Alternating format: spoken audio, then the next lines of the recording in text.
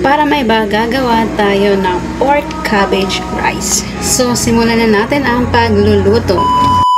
Inuna ko syempre ang dry mushroom. So, slightly brown lang siya para lumabas yung aroma niya. Pag nakikita mo na golden brown na siya, i-add mo na yung pork belly natin. Syempre, may kanya-kanya tayong proseso kung paano tayo magluto. Lahat naman tayo marunong, pero magkaiba tayo kung ano ang sunod-sunod. Kasi hindi naman tayo expert, as long as luto na yung niluluto natin, okay na yan. Marunong din ako magluto ng chicken rice, kaya ito, nag-request yung amo ko magluto daw ako ng pork cabbage rice kasi matagal daw siya hindi nakakain. At lagyan natin ng mga ganyan, may kasama niyang cinnamon stick at star anise.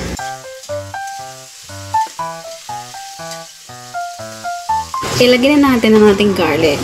Pero sa totoo, nilalagay yan ng ginger kaso wala kaming ginger. Kaya I have no choice kundi garlic na lang ang ilagay natin.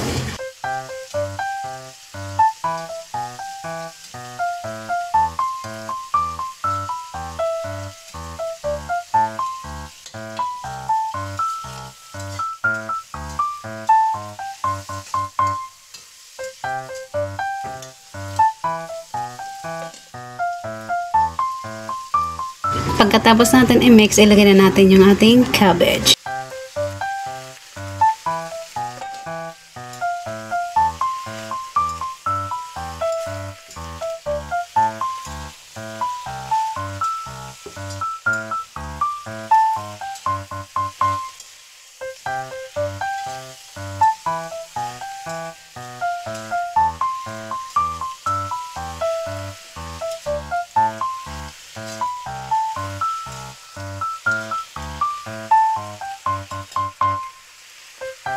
Siyempre, huwag natin kalimutan lagyan ng pampalasa like oyster sauce, dark sauce, and pepper.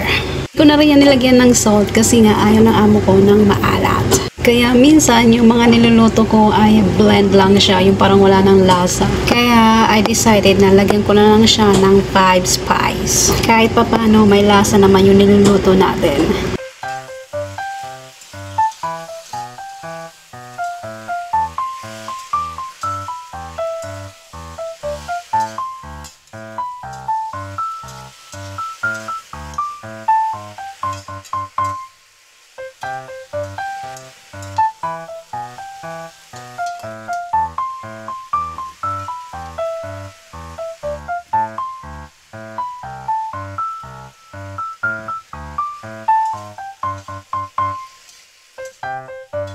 Last, lagyan na natin siya ng rice.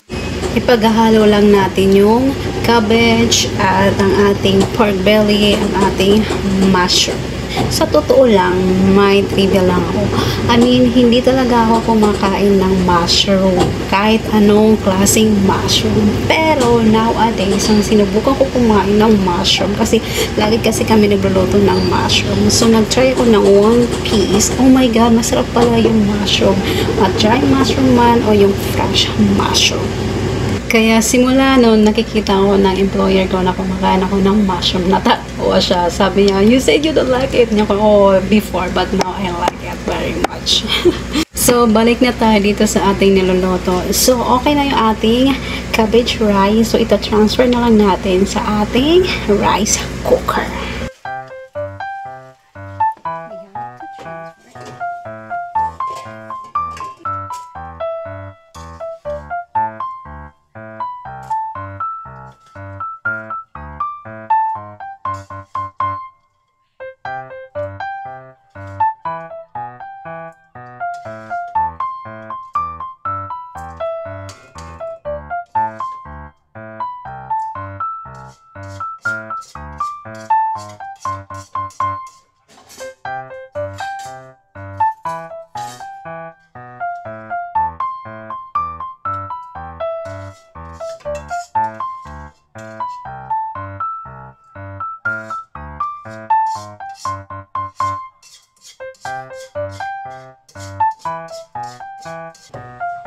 Kung ilan ang sukat ng ating rice, ganon din yung ating rice. Kung 1 cup siya, dapat 1 cup din yung tubig para hindi lata pag naluto na ang ating cabbage rice.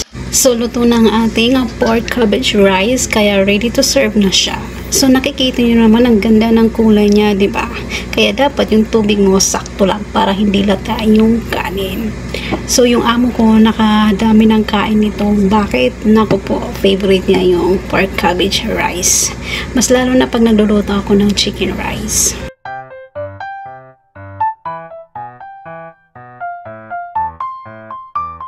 So hanggang dito na lang. Kaya bye. Please like and subscribe. So ciao.